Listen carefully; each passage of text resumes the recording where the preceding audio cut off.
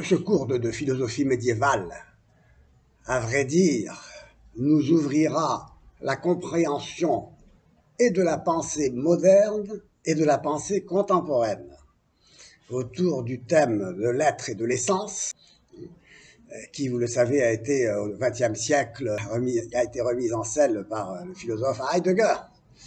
Et donc, nous allons étudier chez saint Thomas d'Aquin une œuvre de jeunesse, le De Inte Essentia, et nous allons l'étudier dans le cadre de cette problématique de l'être. Qu'est-ce que l'être? À la lumière de cette pensée médiévale, comment lire la pensée contemporaine et comment découvrir la pensée contemporaine à partir de la question de l'être telle qu'elle est lancinante depuis toujours, comme on va le voir. C'est passionnant parce que nous verrons comment une pensée peut rester inconnue ou mal interprétée, mal comprise, et se révéler être avec le fil du temps une solution au problème que la philosophie s'est posé durant des siècles dans l'oubli qu'on pourrait dire dans ce cas-là de l'être, puisqu'on verra que c'est un philosophe de l'être, justement, et c'est intéressant. Tout ça, c'est pour nous donner un peu une idée du personnage, de l'auteur, de l'œuvre, et pour nous introduire à ce De Inte Essentia, de l'étang et de l'essence. C'est une œuvre de jeunesse. Elle a été rédigée entre 1254 et 1256, alors que Thomas d'Aquin était un jeune professeur. C'est un opuscule dédié à ses frères dominicains du couvent Saint-Jacques à Paris, et qui a fait l'objet d'une première édition critique en 1926 par le père Marie-Dominique Roland Gosselin, qui a fait une très belle introduction, une traduction, un commentaire toujours intéressant et toujours à étudier. Et enfin, une édition critique définitive qui date de 1976, qui a été publiée dans les Opéras Omnia par le studium des frères prédicateurs, prêcheurs, de Sainte-Sabine. Donc tout ça, je vous enverrai les références précises. Donc plusieurs traductions en ont été données. Une des dernières, c'est celle de Libéra et de Cyril Michon, parue aux éditions du Seuil, qui offre l'avantage d'être complétée d'un lexique du vocabulaire technique de la philosophie, je vous en parlerai de toute façon, et qui offre aussi l'inconvénient, si j'ose dire, d'une lecture réductrice, qui a fait l'objet d'ailleurs de mes réserves et mes critiques dans la revue philosophique de Louvain, puisque les auteurs en font une lecture à la lumière de leur propre engagement philosophique aussi, tout à fait honorable, dans la direction d'une philosophie analytique et d'une philosophie du langage. Donc, c'est très intéressant de ce point de vue-là, parce que nous verrons un peu aussi les limites d'une telle interprétation, justement, quand on veut lire un philosophe de l'être. C'est intéressant. Donc, j'ai dit qu'il s'agissait d'un traité composé de 6 chapitres. Donc, dans le premier chapitre, saint Thomas présente les différents sens de l'essence, essentia, en latin, et il étudie le rapport entre l'être, l'essai et l'essentia.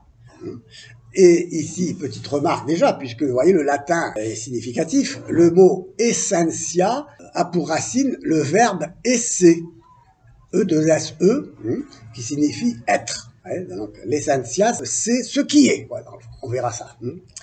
Donc, il étudie les rapports entre l'être et l'essence dans les substances composées de matière et de forme. Il est, nous le savons, aristotélicien, et pour Aristote, une substance se définit comme un composé, il est morphique, de matière et de forme. Nous savons, et tout cela il faut l'avoir assimilé, qu'Aristote, critique de Platon, rejette l'idée d'une forme qui serait paradigmatique, qui serait indépendante de la matière et qui serait uniquement réelle, que réellement réelle. Voilà. Pour Platon, nous savons, l'aidos, l'idée, c'est ce qui est ontos on, réellement réel, pourrait-on dire. Ouais, Aristote, nous en rappelant, dit « Non, mon cher Platon, t'exagères toujours, ton idée d'associer à l'intelligible qui est pour toi le seul réel, il faut pas l'oublier, la réalité, c'est l'individu Socrate, quoi. L'eidos n'est jamais donné sans être concrétisé dans une matière. Et c'est pourquoi on ne peut pas concevoir une forme sans la matière dans laquelle elle s'incarne, elle se finitise, elle se concrétise, elle s'individualise, avec pour résultat une existence concrète, individuelle, qui est l'existence de ce malheureux Socrate, qui lui va bien cesser de vivre quand on lui ingérera, ou lui-même s'ingérera la ciguë. Ouais, c'est pas l'humanité qui va mourir. Donc là, on peut s'interroger d'ailleurs ce que peut signifier le crime contre l'humanité. Il n'y a de crime que contre des individus, en fond. Enfin bon, c'est une petite parenthèse. C'est une interrogation. Donc, comment comprendre l'être et l'essence par rapport aux substances? Donc, ces substances composées de matière et de forme. Mais il n'y a pas que des substances composées de matière et de forme, il y a aussi des substances, les intelligences séparées. Des intelligences qui, pour Aristote, étaient ce qui mettait en mouvement les sphères qui composent le cosmos. Vous savez, le cosmos, pour les anciens, était... On pourrait le comparer à une sorte de pelure d'oignon, vous voyez, qui s'englobe l'une l'autre. Des intelligences séparées, conçues indépendamment donc de la matière, et qui vont permettre de comprendre ce qu'est un ange, d'expliquer ce qu'est un ange, l'intelligence dans l'intelligence séparée. Donc il étudie ces substances composées de matière et de forme, mais aussi ces substances. Ce sont des substances parce qu'elles sont composées. On verra pourquoi les anges, et même les intelligences pures, sont aussi des êtres composés. Et justement, nous le verrons. Ils sont composés, non, s'ils ne sont pas composés de matière et de forme, ils sont composés d'essence et d'être. C'est ça la grande découverte, si on peut dire, de Thomas d'Aquin. Il va donc élaborer dès le De Inte et Essentia sa fameuse distinction, dite réelle, mais il faudra aussi comprendre ce terme, entre l'être, entre l'étant. Alors donc, souvent le mot ens, étant, toon en grec, est traduit par être. Mais, à vrai dire, il faut conserver la littéralité de ce mot, ens, qui se dit étant, qui est vraiment l'étant, le verbe être au participe présent, et substantivé, si on peut dire, en disant l'étant, ce qui est en train d'être, quoi, dans le fond. Mais enfin bon, on verra cela. Et nous allons nous interroger justement sur la nature de cette distinction entre l'être et l'essence. Est-elle conceptuelle ou réelle? Et nous verrons qu'il s'agira peut-être d'aller dans le sens d'une composition réelle, une compositio realis de l'être et de l'essence, qui se révéleront comme étant constitutifs de l'étant, mais alors on s'aperçoit ici qu'il faudra distinguer étant, ens et esse. On verra. Alors c'est là que ça va devenir très intéressant, parce que l'étant, c'est la traduction de ce qu'est une substance, finalement. La substance, c'est lousia en grec, qui est le participe présent substantivé du verbe einai, qui signifie être. Donc c'est vraiment la traduction de l'étant. Mais lousia signifie aussi en ce sens l'essence, ce qui est l'essai et l'essence ici sont distincts. Ils distinguent donc l'étant et l'essai en ceci. Nous verrons, parce que c'est là qu'il faudra bien comprendre, et c'est là où on va vraiment introduire un dialogue avec Heidegger et la postérité heideggerienne et la pensée contemporaine sur le sens de l'être. Et donc, trois concepts, vous voyez, esse, ens et essentia, qu'il faudra bien mettre ensemble. Et nous verrons que, en effet, si on le définit comme ce qui est, l'étant s'identifie à l'essence. C'est une essence. Une substance au sens aristotélicien du terme.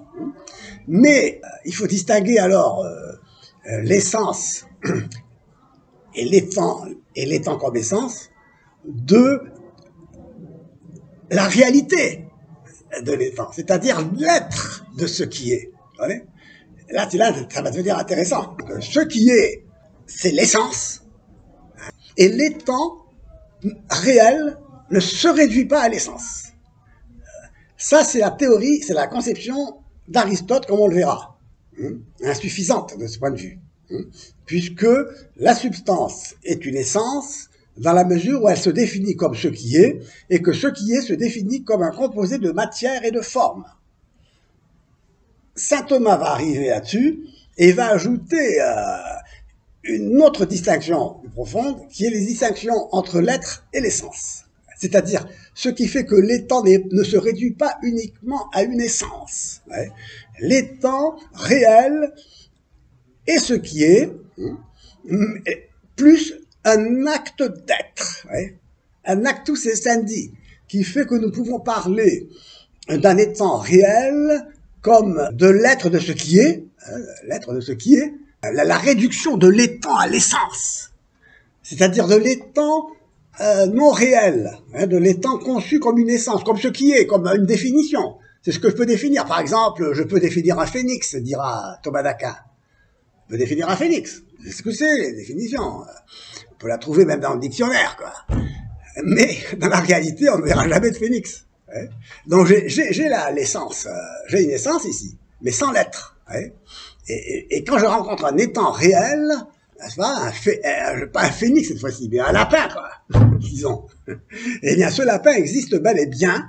Je peux le définir, non seulement le définir, mais en constater l'existence, observer l'existence, faire expérience de son existence. Il est réellement. Et ce lapin existe individuellement. On va voir que c'est cela ce qui est intéressant. Ce qui fait l'individuation d'un étant n'est pas seulement la matière, comme cela l'est effectivement, mais c'est aussi l'acte d'être propre qui fait qu'un individu est ce qu'il est, en vertu de son essence, d'une essence qui, elle, concerne l'aspect abstrait, universel. Socrate est un homme, n'est-ce pas? Mais l'homme n'est pas Socrate.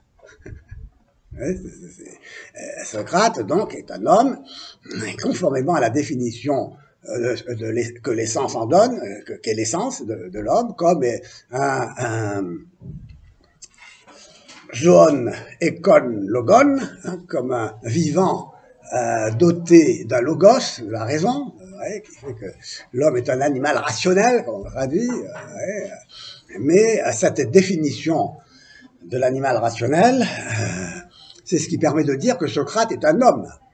Mais l'essence de l'homme en tant qu'homme, comprise comme l'aidos platonicien, n'existe pas.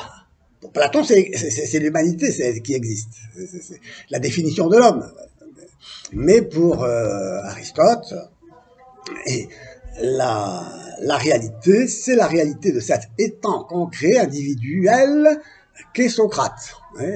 Socrate est un homme, Platon est un homme, Aristote est un homme, mais Socrate n'est pas Platon, Platon n'est pas Aristote. Donc il y a un universel ici, on verra quel est le statut de l'universalité, du concept, de l'essence. L'essence concerne l'universalité qui me permet de définir ce qu'est un être en général, ce qu'est un être en général, un état en général, enfin qui me permet de définir ce qu'est tel étant selon des classifications d'ailleurs spécifiques aussi, parce que évidemment, si Platon n'est pas Aristote, Platon n'est pas non plus un lapin, quoi. Et le lapin n'est pas un arbre. Donc il y a des essences différentes, spécifiques. Il y a un genre, le genre animal. Et puis ensuite, il y a des espèces. Et notez qu'aujourd'hui, on remet en question le spécisme. Je sais pas si vous êtes au courant de tout ça, non? Vous connaissez toutes ces idéologies un peu stupides à la mode et qui triomphent dans les journaux et dans les esprits sans esprit, qui disent qu'il n'y a pas le spécisme. On dénonce l'espèce. Il n'y a plus d'espèce, quoi. Pourquoi? Parce que l'espèce, c'est ce qui différencie un genre. Or, il ne peut pas y avoir de différence entre les genres au nom d'une égalité utopique. Tout est égal, ouais. Tout est indifférent. Il faut pas qu'on se fasse, il faut pas que nous soyons différents les uns des autres. Ouais, et cela ira jusqu'à l'indifférenciation des sexes, quoi. Ouais, par exemple. Pourquoi? Parce que dans ce cas-là, non seulement il n'y a pas de différence spécifique pour cette conception, mais il n'y a pas non plus de différence individuelle, c'est-à-dire au sens ce qui fait que la matière, c'est la matière, le corps, le corps n'est plus reconnu comme ce qui fait la différence entre un corps et un autre. C'est intéressant, ça, puisque le corps, ce qui existe uniquement, c'est le genre, c'est l'essence, c'est ce que je dis, ce que je conçois. Et on verra ça, hein, on va développer. C'est intéressant, parce que ce qui est vraiment, c'est ce que je dis. Ce que je dis. Il n'y a que du dit. Ouais. Et pourquoi, aujourd'hui, disons, on nous dit ce qu'il faut dire. Non pas ce qu'il faut penser, d'ailleurs, ouais, parce qu'on ne pense plus. Ouais. il s'agit de dire je suis un homme, je suis une femme, je suis un lapin ou un arbre. Ouais. Donc il n'y a plus de contact, on a perdu le contact avec le réel. Ouais. C'est intéressant. Vous voyez, d'où l'importance de la philosophie de l'être, conçue comme ce qui fonde finalement la réalité individuelle. Ouais, parce que ce n'est pas l'universel qui existe. L'aidos n'existe pas. Et c'est bien ça le débat entre Platon et Aristote. Vous voyez, mais notre époque aussi appartient aussi à cette tradition platonicienne et néo-platonicienne pour laquelle, si vous le verrez, ce n'est pas l'être, mais l'un hein, qui est déterminant, enfin plutôt qui est l'indéterminant. Donc c'est là où on va s'apercevoir que la philosophie se départage entre une philosophie de l'un et une philosophie de l'être. Parce que ce qui est un, c'est ce qui est indifférencié. On verra ça, hein, j'anticipe un peu dans tout cela. Ce qui est un est indifférencié. Ouais. Et donc l'un est sans l'être. L'un n'est pas. L'un ne peut pas être caractérisé par quelque différence que ce soit. Et l'être vient troubler cette unité, cette indifférenciation. Il est de trop pour la pureté de l'un.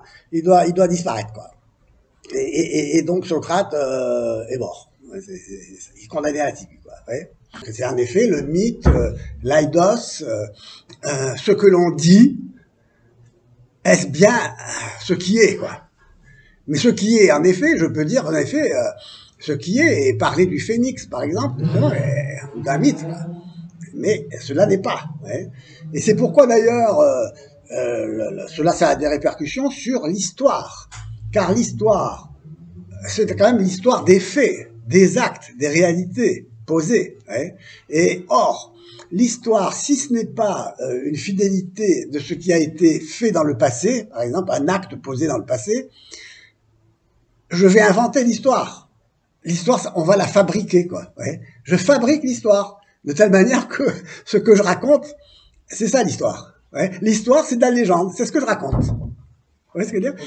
C'est pourquoi l'histoire doit reposer sur l'archéologie, sur les témoignages, surtout sur les témoignages. Sinon, évidemment, qu'est-ce que je vais croire en quoi je vais croire. Ouais, c'est bien parce qu'on m'a parlé de Napoléon qui a fait la guerre et que j'ai le témoignage d'un hussard qui est passé qui est passé de témoin en témoin jusqu'à moi pour savoir comment ça s'est passé. Enfin, bref, vous voyez ce que je veux dire. Quoi. Et donc voilà, bon, enfin tout ça, bon, il faut y réfléchir, en effet, c'est vrai que on se trouve devant un problème aujourd'hui, c'est l'accès au réel, quoi, l'accès au réel. Qu'est-ce que le réel? Qu'est-ce que l'être? C'est la question que se pose Aristote.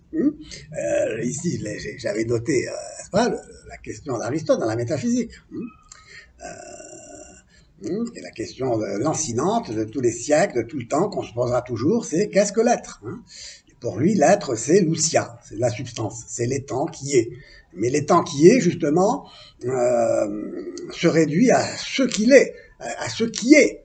L'étang en tant que défini par une essence qui fait qu'il est ce qu'il est.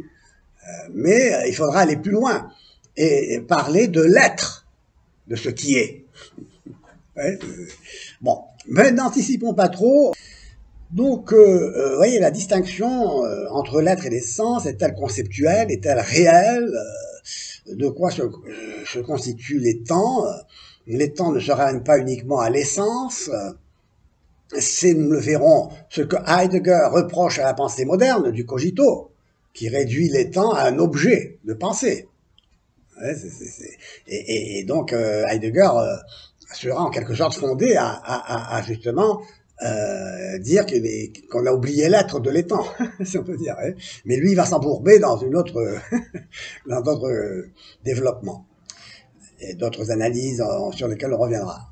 Donc, saint Thomas d'Aquin veut montrer qu'une essence peut être conçue sans référence à la réalité, comme le phénix dont je vous ai parlé, et que par conséquent, l'essence se distingue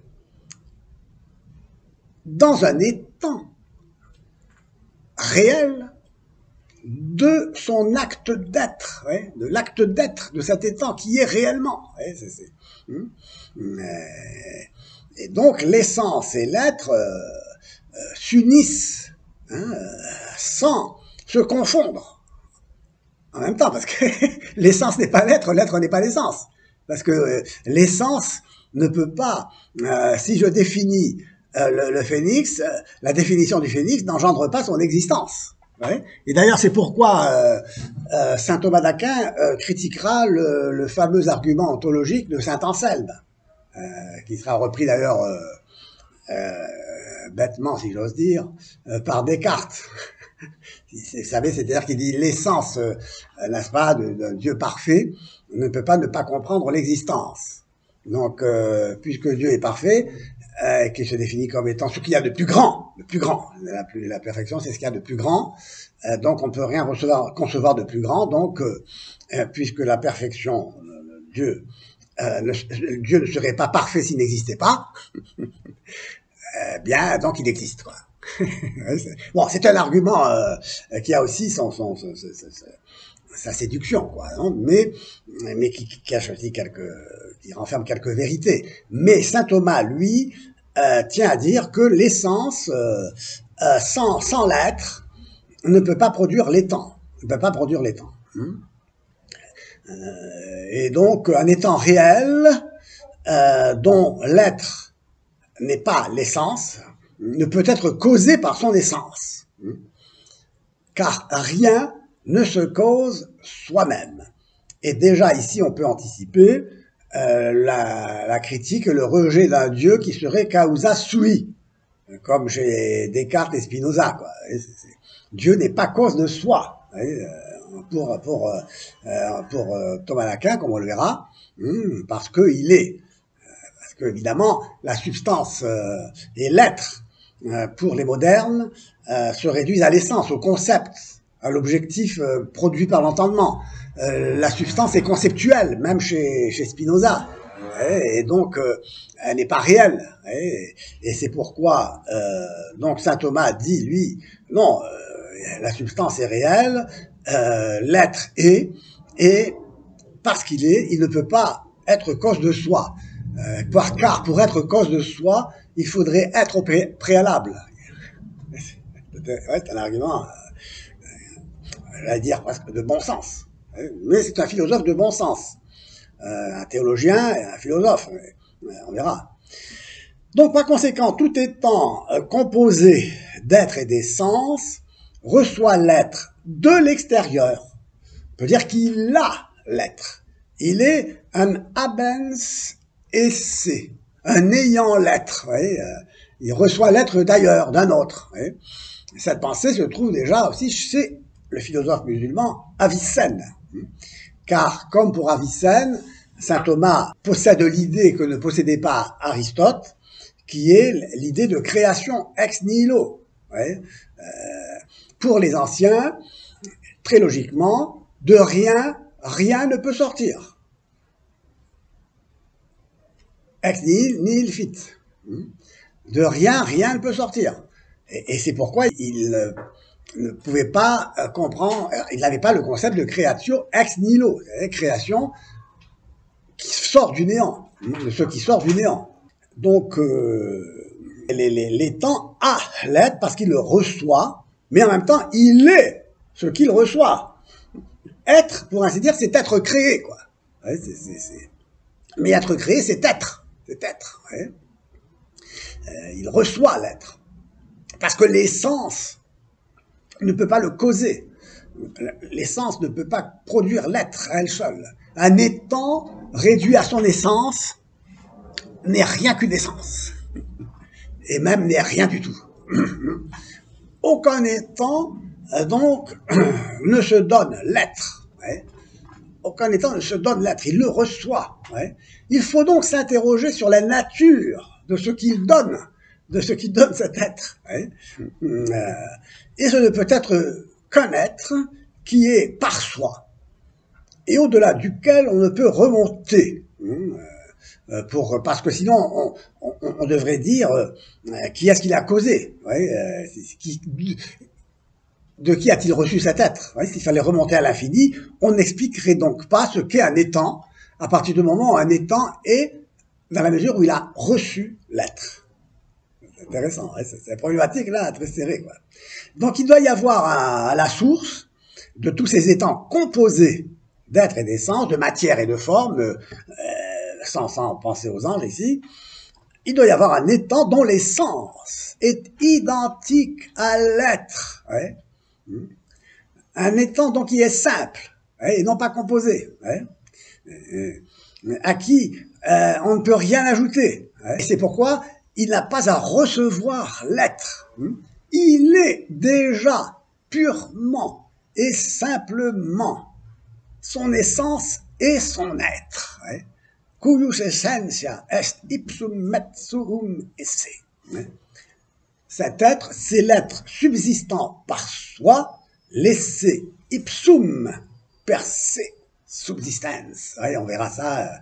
Voyons, on s'élève de l'étant, ouais, composé, fini, multiple, à un être, un simple, unique, ouais, et nécessairement, et qui est lui-même nécessaire. Ouais. Une idée déjà qui se trouve chez Avicenne, le esse, l'être est nécessaire. J'ai du mal à voir en quoi c'est différent de la notion chez Descartes Spinoza de causa sui, du coup, si l'essence implique l'existence.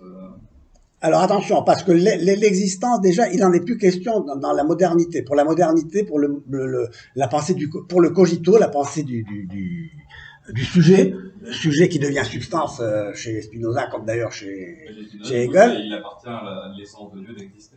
Et voilà, donc pour lui, c'est la nature. Hein, Dieu, c'est tout, quoi. C'est tout. C'est tout. Ouais. Il n'y a plus de différence, de distinction. Il n'y a qu'une simplicité qui se modalise. Et donc, pour ça, Spinoza, c'est intéressant de l'étudier parce que justement, il montre ce qu'est la logique d'une substance unique, sans composition, sans différence, et différence qui ne serait que des modalités d'ordre conceptuel en plus. Parce que tout est géométrique chez lui, c'est le mnemonique géométrico, hein, ouais, c'est intéressant. Mais enfin bon, ouais, c'est pourquoi on va bien, il faut, ouais, vous savez, je suis en train d'écrire un livre presque achevé, qui va s'appeler Saint Thomas et la destruction de la métaphysique. Et je vise la métaphysique détruite par, justement, la conception moderne du sujet, pour laquelle, et que Heidegger considère comme étant toute la métaphysique, et que Heidegger veut détruire, parce que pour lui, la métaphysique moderne réduit l'étant à l'essence. Hein, et nous le verrons tout cela. Or, l'essence pour Heidegger, c'est Wesen. C'est Wesen, la Wesenheit, c'est la présence. Et le Wesen, c'est ce qui se présente. Ouais, c'est ce qui se présente. Et voyez ici pour lui, donc l'étant n'est ni sans essence et sans l'être. Il est un se présenter. Ouais. Bon, on verra ça, hein, faut pas vous compliquer la vie pour le moment. Mais ouais, pour lui, l'essence du Dasein est d'exister. Hein. Wesen des Daseins liegt in Existenz. Exister au sens propre, au sens étymologique du mot, de sortir de. Ouais. Exister, c'est se trouver là dehors, bêtement, tiens, sans essence, sorti de nulle part, on ne sait où, jeté là, sans passé, sans avenir. C'est plutôt un avenir qui est la seule certitude que j'ai, qui est que justement, je ne serai plus, quoi. Ouais, bon, tout ça, il faudra... Ouais, pourquoi? Parce qu'on se retrouve devant un étang, finalement, en dehors de l'essence et de l'être. Ouais, l'essence et de l'être, vous voyez, un étang qui est réduit à l'existence, l'exister, ouais, à sortir de soi. Ouais, à sortir de soi comme sous l'effet d'une force d'expulsion, on le verra tout cela, qui est justement cette conception néoplatonicienne dont finalement hérite toute la modernité, qui est le fil d'or de l'histoire de la pensée finalement, et dont hérite Hegel, mais aussi Nietzsche et aussi Heidegger, même Nietzsche. Le Dieu mort de Nietzsche, c'est quoi? C'est l'un sans l'être. Parce que pour le néoplatonisme, Dieu c'est l'un. L'un, c'est ce dont on ne peut pas parler, ce à quoi on ne peut rien dire, parce que ce serait lui ajouter un attribut, lui dire qu'il est quelque chose. Or, l'unité, c'est la simplicité absolue. Et la simplicité absolue, c'est ce à quoi on ne peut rien ajouter, sans la compliquer, sans en détruire l'unité parfaite et pure. Ouais. Donc, Dieu est mort. Ouais, Dieu est mort. Donc, Heidegger, lui, il va nous dire, en effet, l'existence, et c'est le Dasein, l'être là, est là, comme se trouvant là, sous l'effet d'une force d'expulsion, qui est la force de l'un, qui est pure énergie, expulsante, et qui rejette tout ce qui pourrait s'ajouter à lui. C'est pourquoi, finalement, le néoplatonisme, et ça c'est mon interprétation c'est pour la pensée de Heidegger et la pensée post-heideggerienne, c'est un néoplatonisme renversé, incomplet, si vous voulez. C'est-à-dire, pour Platon, il y a une chute de l'un hors de lui-même dans la multiplicité, donc dans le non-un, et puis il y a un retour, un reditus, il y a un catastrophé, quoi, et puis un épistrophé, quoi. Ouais. On tombe et puis on se relève, quoi. Si vous voulez. On se retrouve dans l'un originel. Ouais. On reconstitue l'unité dans sa pureté. Mais en même temps, il peut y avoir aussi d'ambiguïté là-dedans, dans le retour à l'un où tout est un. C'est aussi s'anéantir, hein, de quelque façon. Et moi, j'interprète donc la pensée heideggerienne un peu dans ce sens aussi, à savoir que la sortie hors de l'un conduit à la disparition totale du Dasein, dans ce geste d'exister, de sortir hors de soi, parce que il sort sans espoir de retour. L'homme est un être pour la mort, n'est-ce pas? Il n'y a plus d'espoir de retour, comme dans le néoplatonisme, au moins, quoi. De Plotin, il y avait un espoir de retour, quoi. Même si cet espoir était un peu ambigu, parce qu'on ne sait pas où on arriverait en arrivant dans l'un où tout est un, parce que si tout est un, il n'y a plus de place pour personne, quoi. Il n'y a plus de différence. C'est donc d'où la condition tragique du Dasein, dans l'angoisse. L'angoisse, le Dasein se révèle dans l'angoisse d'exister, parce que l'angoisse, comme disait Kierkegaard, c'est l'effet du néant, quoi. C'est découvrir que voilà, on est suspendu dans le vide, quoi. Donc c'est pourquoi vous comprenez ici Thomas d'Aquin, donc en reconstituant l'étang dans son être, avec une essence qui lui donne un sens, qui fait que l'étang ne se réduit pas à l'essence et ne se réduit pas à l'existence. Oui, c'est extraordinaire. Donc l'étang, ce qui est réellement à partir du moment où il est en vertu d'un acte d'être, qui n'est pas l'essence. D'où la notion de distinction réelle. Et cette distinction est réelle, mais elle est réelle, elle est conçue comme étant réelle. C'est-à-dire qu'elle est conceptuelle, mais au sens où l'essence et l'être ne sont pas séparables dans la réalité. Voilà ce que je veux dire. Et donc la distinction réelle, le mot réel peut porter à confusion, dans la mesure où la réalité, en effet, c'est ce qui est individuel, quoi. Et donc il faut distinguer un individu d'un autre. C'est pourquoi Aristote lui-même disait, et c'est cette pensée que reprend saint Thomas, une substance ne peut être composée de substances. Un étang ne peut être composé d'étang. Un individu ne peut être composé d'individus. Et pourquoi? Parce que l'être est indivisible. On verra ça. C'est l'être qui est indivisible. C'est l'être qui est indivisible. L'un, c'est l'indivisibilité en soi. Mais l'unité, pour Thomas d'Aquin, nous le verrons, c'est un transcendantal, c'est une propriété de l'être. L'être est un. L'un n'est pas. Ouais. Et si je renonce, si je conçois l'unité comme indivisibilité en soi, je suis obligé de rejeter toute composition, ouais, toute division et toute composition donc. C'est pourquoi donc je ne veux pas concevoir l'essence et l'être comme deux réalités dans cette perspective. Ouais. Je ne peux pas concevoir que les temps soient composés alors qu'il est, et que l'être c'est être indivisible. Mais parce que l'indivisibilité c'est l'indivisibilité de l'être. Mais si l'être est conçu sans unité, il éclate dans la divisibilité. Et c'est pourquoi Aristote disait une substance ne peut pas se composer de substance. Un des temps ne peut pas se composer des temps. Sinon, tout serait division. Ouais. Et celui qui a peut-être été le plus loin dans cette conception, qui a conçu cette indivisibilité d'une manière absolue, c'est Démocrite.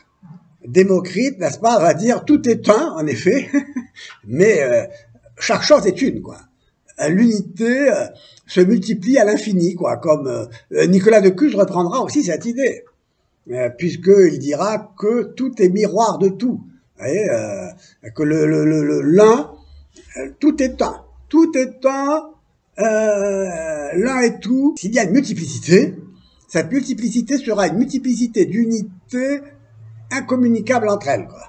L'atomisme grec a touché là une pensée aussi profonde, qui est finalement une réponse à Parménide, pour qui tout est un. Ouais. Tout est un. Pour Parménide, tout est un, mais l'un, pour Parménide, c'est l'être au sens où c'est tout, quoi. Ouais, l'un et l'être, pour lui, il y a une confusion un peu chez lui, enfin bon.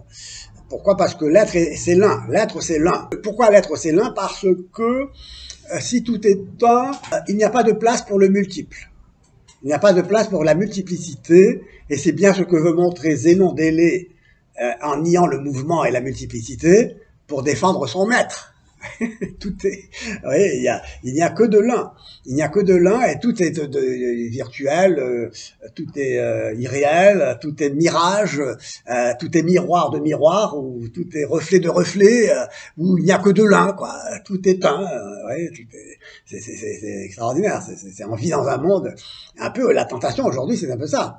Parce qu'on est dans un monde de désubstantialisation, désubstantialisé, où la relation règne seule, sans termes reliés, quoi. Vous voyez, il n'y a personne au bout dans la relation, et la relation, c'est ce qui relie une substance à une autre. Non. Ici, la relation, comme en physique quantique, j'aime bien faire cette allusion un peu pour piquer les physiciens aussi, qui se piquent de métaphysique, disons.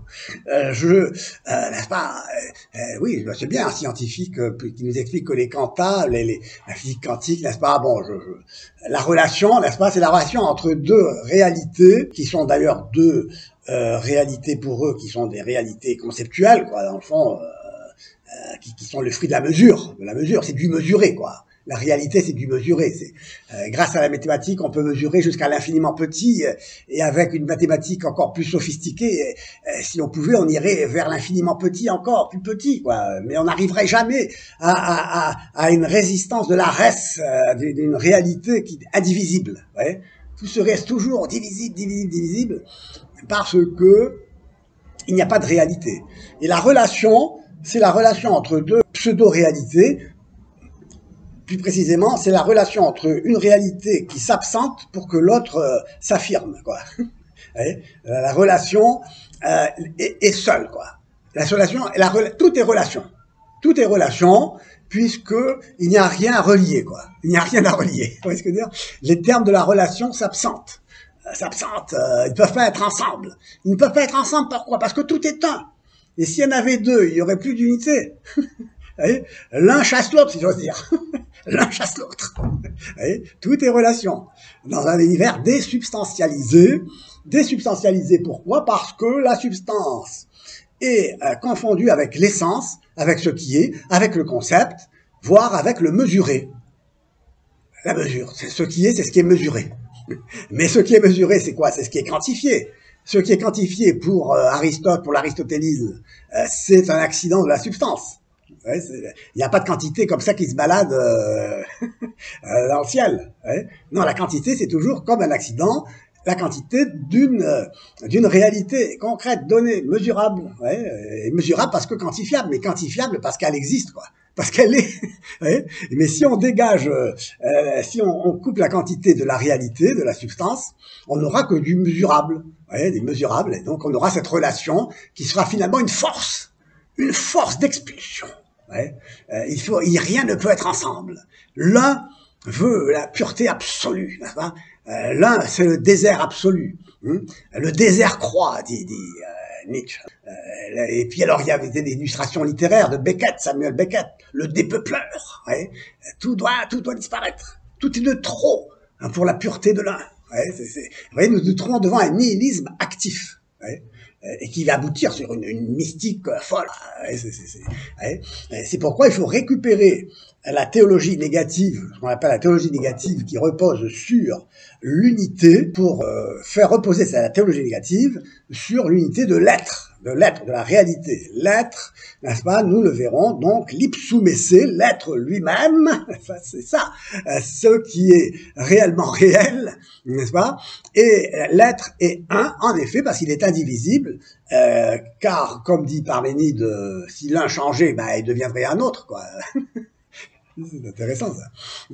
Et on verra pourquoi, donc, l'être est un, mais nous verrons aussi pourquoi l'un n'est pas. Ouais. Il ne faut pas réifier l'un, il ne faut pas le substantialiser, le diviniser, finalement. Non, il faut comprendre que l'être est le fondement de tout ce qui est, et que sans l'être, l'unité elle-même serait que pure vacuité. Vous comprenez un peu le problème là, dépasse un peu, vous savez, l'histoire de la philosophie, on va dire, bon, qu'a pensé un tel, qu'a pensé l'autre, à telle époque, donc il s'agit pas de faire une histoire en fonction de ce qui passe, mais de faire une histoire en fonction de ce qui ne passe pas, justement, qui est la question de l'être, parce que il s'agit pas de réduire l'histoire à l'histoire de la pensée, à ce qui conditionne la pensée de manière culturelle, économique, politique, psychologique.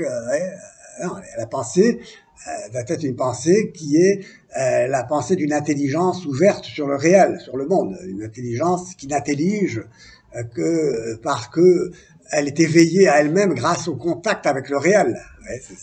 C'est ce qui suppose d'ailleurs une anthropologie où l'intelligence n'est pas l'intelligence pure d'un ange, mais l'intelligence d'un homme incarné. Et tout ce qui est dans l'intellect passe par les sens. Je suis, grâce aux sens, qui sont comme autant de fenêtres ouvertes sur le monde, j'ai un contact avec l'extérieur. Autrement dit, tout ce que je saisis ne se réduit pas au concept produit par l'entendement. Ce que je saisis est bien ce qui est extramental, une réalité respectable pour elle-même, parce que sinon je ne respecterais rien, quoi. Puisque ce qui est n'est que ce que je dis. Même pas ce que je pense, parce que qu'est-ce que je pense s'il n'y a rien à penser? Qu'est-ce que penser le rien? Non, l'intelligence n'intellige pas le rien. Elle est l'intelligence de ce qui est et qui est, et elle ne serait pas intelligence sans ce qui est, et ce qui est réellement donné en dehors d'elle, à laquelle elle accède grâce à la constitution illémorphique de l'homme, qui est un corps et une âme, accèdent ensemble à intelligence et l'essence, accèdent ensemble à la réalité extérieure. Selon tout un processus, nous verrons cela aussi, dans le cadre de la philosophie de la connaissance, un processus qui passe par l'abstraction, par l'abstraction. Car ce qui est donné par les sens, la réalité telle qu'elle est donnée par les sens, renferme sa propre intelligibilité. La forme, pour l'aristotélisme, est inhérente à la chose, à la réalité. Elle constitue d'ailleurs la chose, la quiditas. C'est ce qui permet de définir ce qu'est une chose. Et l'essence, voyez-vous, c'est l'essence en tant qu'essence, neutre, indépendamment de tout ce dont elle peut être l'essence. La quiditas, c'est le quid est d'une chose, ce qu'est une chose. Donc l'intelligence, et ça, ne s'enferme pas dans le concept, l'intelligibilité de la réalité est inhérente à la réalité. Je n'invente pas la réalité, l'essence et l'être sont toujours donnés ensemble, et l'essence relève de la forme, de la morphée chez Aristote, l'aidos chez Platon, et cette forme, pour l'aristotélisme, n'est jamais donnée sans la matière dans un individu concret. Et c'est pourquoi cette forme n'est pas dans le ciel intelligible de Platon, n'est pas dans l'intellect, mais dans la réalité. Et donc l'intelligence doit, par le processus de l'abstraction, tirer, si l'on peut dire, de la réalité ce que renferme la réalité, plutôt lire, plutôt que tirer de la réalité, voyez-vous. Il faut que l'intelligence intus legere, ce qui lie à l'intérieur, il faut que l'intelligence lise à l'intérieur de la réalité ce qui rend intelligible cette réalité.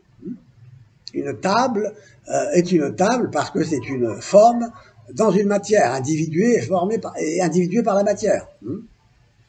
Je ne peux pas concevoir la matière sans la forme, car je ne percevrai pas une table. Je ne percevrai pas une table. Je ne peux pas concevoir une forme sans la matière, parce que je ne saisirai pas une table. Donc, la réalité extérieure est, indépendamment de ce que je peux en penser, de ce que je peux en dire, elle est là, elle s'impose à moi, et c'est à moi d'en découvrir le sens, à moi de découvrir l'intelligibilité des choses. Donc Thomas d'Aquin dira que ce qui compte, c'est non pas de savoir ce que les philosophes ont dit, mais il s'agit de connaître la vérité des choses. Et si on nie la vérité des choses, bon ben voilà, on sera ni devant la vérité ni devant les choses. Et c'est ce qui se passe. Le danger, c'est cela. Vous voyez, aujourd'hui, il y a ce danger un peu nihiliste, fait qu'on vit un peu en dehors de la réalité. Donc, vous voyez, il y a des étangs composés d'être et d'essence, et un étang simple, dont l'essence est l'être et d'être, et sans lequel ces étangs ne seraient pas, d'ailleurs, puisque, en effet, les étangs ne sont, nous en souvenons, que parce qu'ils ont reçu l'être, car l'essence ne peut pas leur donner l'être, l'essence ne peut pas, l'essence est nécessaire pour qu'ils reçoivent l'être. Il y a une formule, il y a une expression qui dit, en effet, la forme donne l'être. Mais attention, elle donne l'être parce qu'elle permet de recevoir l'être en constituant entièrement, elle permet à l'étang de recevoir l'être. L'étang sans essence ne peut pas recevoir l'être. Et l'essence, en même temps, c'est pas ce qui donne l'être. L'étang, pour être un étang, doit à la fois être une essence et un être. Voilà, c'est ça ce qui est formidable, et c'est ça ce qu'il faut comprendre.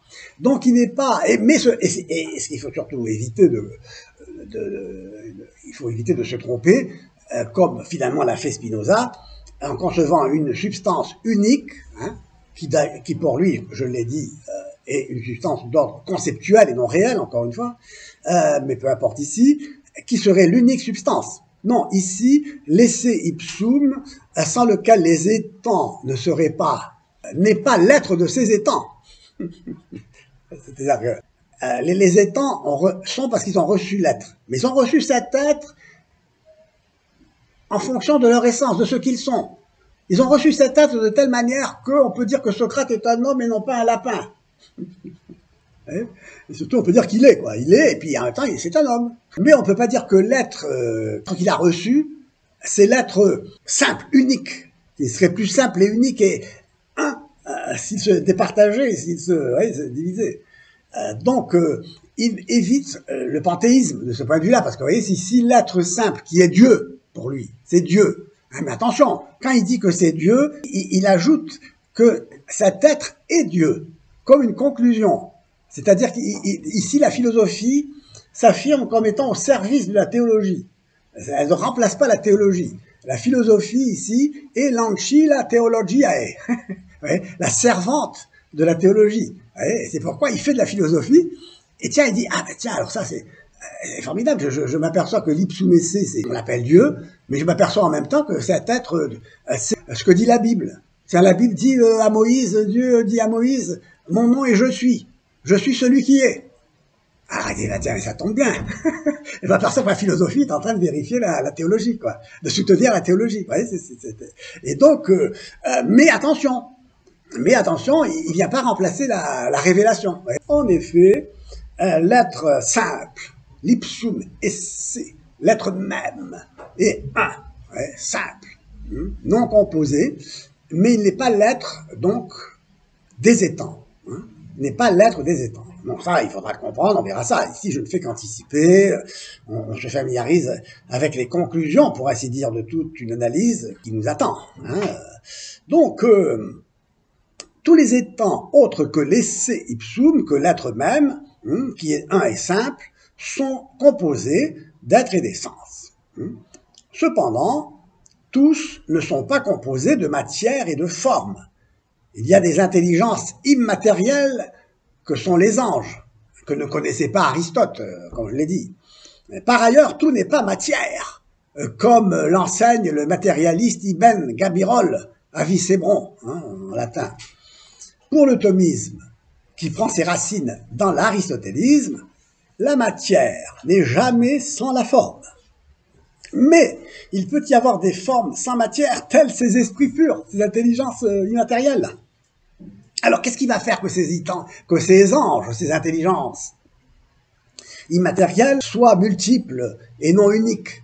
Parce que sinon, si c'est la matière qui individualise un étang, et si l'ange n'est pas individualisé par la matière parce qu'il est immatériel, qu'est-ce qui va l'individuer? Eh bien, la réponse est dans le fait qu'ils sont composés aussi, ils sont composés d'un être et d'une essence, et que l'être qu'ils reçoivent, là, ils le reçoivent dans les limites de cette essence. Et c'est cette essence qui va déterminer l'ange comme étant un ange immatériel. Donc, la composition d'un étang est non seulement composée de matière et de forme, mais composée d'être et d'essence. Un étang ne se réduit pas à son essence, ne se réduit pas à son acte d'être. Un étang, s'il était sans essence, il serait réduit à la condition du Dasein, heideggerien, n'est-ce pas, à l'état d'existence jeté dans le monde, sans essence, donc sans signification. Dans un monde qui l'entraîne d'ailleurs à sa suite, n'est-ce pas, dans une sortie, sous la pulsion de cette unité qui refuse tout ce qui pourrait s'ajouter à elle. C'est intéressant. Donc, comme vous le voyez, la pensée de saint Thomas ici est assez structurante, enfin, elle est ferme, et c'est ce qu'il faudra maintenir contre toute interprétation qui pourrait réduire cette distinction entre l'être et l'essence à une fausse conception de cette distinction. On va voir ça.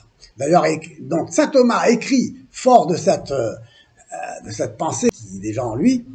Il écrit ceci en citant Aristote: une petite erreur au commencement devient grande à la fin, comme dit le philosophe, c'est-à-dire Aristote, au livre 1 du traité du ciel.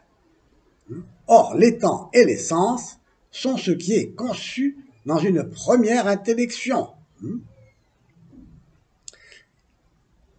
Et il convient donc de bien faire la distinction, de bien comprendre, n'est-ce pas, ce qui caractérise un étang, c'est-à-dire un étang qui ne se réduit pas à son essence, un étang qui ne se réduit pas à son existence, mais un étang qui est réellement réel, parce que non seulement il est ce qu'il est, mais il est, si on peut dire, il reçoit l'être de ce qui est. Bon, il faut distinguer entre ce qui est et l'être de l'étang, c'est-à-dire l'être de ce qui est. Alors là, on peut parler de l'être de l'étang. L'être de l'étang. L'être de l'étang est vraiment ce qui pose l'étang en dehors du non-être. Oui, mais vous verrez que ce n'est pas la philosophie. Mais on ne peut pas parler de philosophie médiévale, primo. D'ailleurs, c'est mal foutu le titre là. Il faut parler de la philosophie au Moyen-Âge. Et notamment, voilà, tous ces scolastiques et tout machin. La philosophie au Moyen-Âge, parce que la philosophie, c'est la philosophie. peut pas dire qu'il y a la philosophie, puis il n'y a pas de la philosophie, quoi. C'est quoi? C'est une discipline ou zut? Si c'est la philosophie c'est la philosophie, et donc la philosophie, c'est la philosophie dans l'Antiquité, la philosophie au Moyen-Âge, la philosophie à l'âge classique, la philosophie aujourd'hui, sinon c'est pas de la philosophie. C'est ça le défi aussi. Parce qu'il y a aussi des baratineurs, quoi, qui commencent à s'inventer philosophes. Ouais, c'est le danger, le bavardage. Ouais, c'est pourquoi il est très intéressant de voir aujourd'hui aussi comment la pensée contemporaine se caractérise par ce refus de l'essence. Le refus de l'essence. Pour Sartre, l'homme est un projet, quoi. Il n'a pas d'essence. C'est l'existence qui prime, parce que l'existence est sans essence, et donc elle doit s'inventer, se donner un sens, donner naissance, se comprendre, se projeter, s'inventer, dire ce qu'elle est. Voilà, je suis un homme, une femme, un lapin. Je ne suis pas déterminé par une nature, une essence. Le refus de la nature, c'est de l'essence, c'est le refus de ce qui me fixe dans une nature, qui fait que je suis ce que je suis, et pas autre chose. Or, le Nietzsche, c'est quoi? C'est le refus de l'essence. C'est-à-dire, le surhomme, c'est le refus d'être enfermé dans une essence. Et le danger de la philosophie, c'est d'enfermer dans l'essence, dans le système. Kierkegaard, c'est la réaction contre Hegel, contre le concept, contre l'enfermement dans le système. Toute la philosophie de l'un, du néoplatonisme, qui va culminer avec un Nicolas de Cuse, c'est une philosophie où tout est un, et où l'un lui-même se dynamise en revenant à lui-même, pas pour s'affirmer, sans se nier. Parce que l'un, bon, ça j'anticipe aussi, mais l'un, c'est quoi? C'est le vide, c'est rien, c'est le non-être, c'est l'au-delà de l'être. L'un n'est pas, a-t-on dit. Donc il faut que l'un s'affirme. Il va dire je suis. Ah ben il dit je suis, ça y est, il est foutu, il est plus un, il a perdu son unité, quoi. Et donc alors qu'est-ce qu'il doit faire? Il doit rien dire, il doit dire à année, quoi, ouais, dans le silence du non-être, dire ce qu'il n'est pas, quoi, dire qu'il n'est pas, dire qu'il n'est rien, ne rien dire. Et donc il se mue en force de négation, de ce qui le nie. Et Maître Eckhart, c'est ça, développera cette idée de la négation négationniste. L'un, c'est une force qui nie ce qui le nie. Et vous voyez, aujourd'hui, le dernier mot de la pensée, même des scientifiques, c'est l'énergie. Une énergie aveugle, sans essence, qui ne définit rien, qui rejette toute détermination. Et la violence qu'il y a là-dedans, c'est extraordinaire. Tout est un, tout est un. Et l'un, c'est une force en marche. Ça vous rappelle quelque chose, ça, Nous sommes tous en marche. On ne le savait pas, mais on le sait. Voilà. L'un, c'est ce qui nous pousse, ce qui nous meut, ce qui nous nie. Parce que l'un, pour être un, doit refuser tout ce qui s'ajoute à lui, comme s'additionnant. Et donc, 1 plus 1, ça fait 2, quoi. Et donc, l'un n'est plus un. Donc, l'un va devenir cette force d'autodétermination de soi par soi, finalement, qui va introduire sa propre histoire, qui sera l'histoire hegelienne du retour à l'esprit pur de l'un, l'esprit absolu. L'un devient sujet au sens où il devient connaissance de soi, mais dans l'ignorance. D'où la notion de docte-ignorance chez Nicolas de Cuse. C'est-à-dire, il revient à soi, mais dans la cécité. L'un ne peut pas se voir, ne peut pas se dédoubler. L'un n'est pas la pensée de la pensée qui se pense d'Aristote, Noesis Noéséos, parce que Plotin va reprocher cela, le philosophe de l'un, Plotin. Va dire non, le principe des principes, mon cher Aristote, c'est pas l'intellect, c'est pas non, parce que si tu dis que l'intellect s'intellige, alors il est deux, quoi. Il se dédouble. Et de fait, le nous, l'intellect, c'est le commencement de la division. Et c'est pourquoi l'un est au-delà de l'intellect. Et donc, l'intellect, c'est l'hypostase, c'est la chute hors de l'un qui advient à lui-même. L'intellect advient à lui-même, n'est-ce pas, le regard tourné, mais aveugle, vers un un qui est inintelligible parce qu'au-delà de l'être, puisque l'être, c'est quoi? Ce n'est autre chose que l'intellect qui s'intellige. S'intelliger pour l'être, c'est ça, être. Je pense donc je suis. Même le je pense donc je suis de Descartes peut trouver sa place dans le néoplatonisme comme étant cette hypostase qui est une sortie hors de l'un où l'un lui-même ne peut pas se dire et doit être dit par un autre.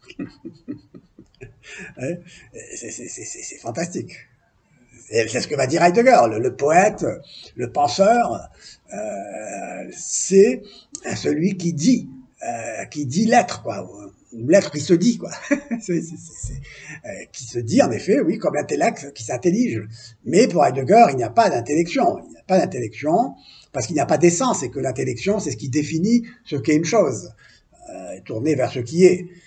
Mais pour le néoplatonisme, l'intellect n'est pas ce qui intellige, n'est pas ce qui intellige ce qui est. L'intellect est ce qui s'intellige. Et qui, en s'intelligeant, advient à l'être. L'être de l'intellect étant le fait de s'intelliger. Être pour l'intellect, c'est s'intelliger, c'est pas autre chose. Et donc, l'être en s'intelligeant introduit la multiplicité, et ça c'est Avicenne aristotélicien, qui va rejoindre le néoplatonisme et qui va se faire attraper par le néoplatonisme, n'est-ce pas, en multipliant les intellects, puisqu'il va dire qu'un intellect qui s'intellige va se diviser en plusieurs intellects eux-mêmes qui s'intelligent eux-mêmes pour intelliger les intellects, enfin bref, ça se complique, mais enfin, ça se comprend. Et donc la multiplication des intellects, pour Avicenne, il y en a 10 symboliquement, et le dernier, et les intellects qui s'intelligent toujours en s'affaiblissant, puisqu'ils s'éloignent toujours un peu plus du premier intellect, quoi, non?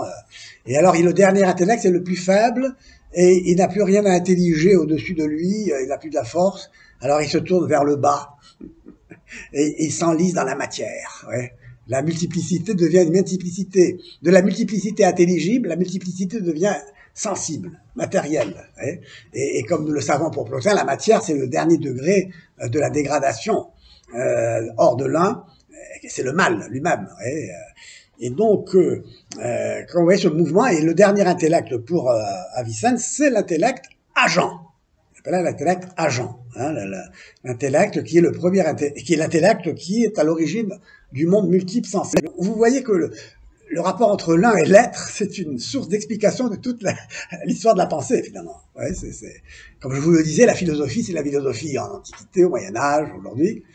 Mais la philosophie, c'est surtout un grand débat entre l'un et le multiple, entre l'un et l'être. La question de l'être. Comment se fait-il qu'il y ait quelque chose et non pas rien? Attendez, alors attention, le danger et la question va devenir, la question qui est, comment se fait-il qu'il y ait quelque chose et non pas rien? Dans la perspective heideggerienne, disons, pour faire bref, cette question va devenir, comment se fait-il qu'il n'y ait pas plutôt rien? C'est-à-dire, comment se fait-il qu'on n'en soit pas resté à l'unité de l'un, sans l'être? C'est ça? Comment se fait-il qu'on n'en soit pas resté à l'un sans l'être? Ouais. Alors la question qui est, comment se fait-il qu'il y ait quelque chose et non pas rien, qui devrait être une source d'émerveillement, parce que le fait d'exister, c'est quand même une expérience qui n'est pas l'expérience du néant, justement. Eh bien, non. Pour une philosophie d'inspiration néoplatonicienne, pour laquelle ce qui sort de l'un, n'est-ce pas, se divise dans une corruption sans fin, la question est de savoir comment se fait-il qu'il n'y ait pas plutôt rien. Et plutôt rien, c'est quoi? Plutôt l'un. Comment se fait-il qu'il n'y ait pas plutôt l'un? C'est-à-dire le non-être. Car l'un n'est pas. Hein. Et ça, vous trouverez ça dans la première hypothèse du Parménide de Platon. Dans le Parménide de Platon, la deuxième partie énumère une série d'hypothèses qui remettent en question, parce que le grand Platon se remet en question, il remet en question sa théorie de la participation. Il commence à se dire, comment se fait-il que si le monde réellement réel est le monde intelligible, et que ce monde intelligible est composé des idées donc qui me permettent de dire non seulement que Socrate est un homme par participation de Socrate à l'humanité, non, c'est une participation non pas du sensible à l'intelligible ici, c'est une participation dans le monde intelligible des idées entre elles. Parce que je veux dire Socrate est un homme, mais maintenant je veux dire cet homme est grand. Alors non seulement, ici je passe à la participation d'une idée à une autre idée. L'idée d'humanité à l'idée de grandeur. D'accord? Cet homme est grand. Deux idées, deux eidos. Et donc, c'est la réalité, le monde réel, le monde intelligible, le monde des idées, doit s'unifier pour rendre le savoir possible, et pour que je puisse dire l'homme est grand, petit. Donc il faut que j'unifie l'idée d'homme et l'idée de grandeur, de petitesse, ou ce que vous voulez. Hein. Il faut que je les unifie. Alors pour les unifier, il faut qu'elles participent à l'idée d'un. Puisque tout est participation à tout, ouais, et que on est dans le réellement réel. Donc il faut que les deux idées, pour s'unir, participent elles-mêmes à l'idée, à une autre idée, l'idée d'unité. Ouais. Or, l'idée d'unité, c'est l'idée du réellement réel. Il faut que je dise que l'un est réel, il faut que je dise que l'un est. Et c'est là où, patatras, que tout le système de Platon s'écroule. Et c'est là où il va se dire, mais comment si l'un est, ben il n'est plus un. Parce que si l'un est, il est participé, et il cesse d'être seul avec lui-même, quoi. Et, bon, tout ça, c'est bien, c'est dans la première hypothèse, vous l'aurez, il faut lire la première hypothèse de Platon, qui est la mère un peu de toutes les hypothèses, où il se pose la question de savoir si l'un est, l'un n'est plus. Ouais, si l'un est, l'un n'est plus. Donc je donnerai la citation. Mais vous saisissez, alors donc, vous saisissez que ici le problème du rapport entre l'un et l'autre est fondamental. Et c'est comme ça que Platon va dire, non, tout ne peut pas être un, et il va devoir justifier la multiplicité du monde intelligible. Hein, et donc, pour lui, c'est un problème. C'est intéressant. On va continuer. Et surtout, on va s'armer pour comprendre l'histoire de la pensée humaine et puis surtout faire face à ce que j'appelle la postérité heideggerienne qui conduit au nihilisme. Ouais. Et il faut sortir du nihilisme. C'est ça le problème d'aujourd'hui.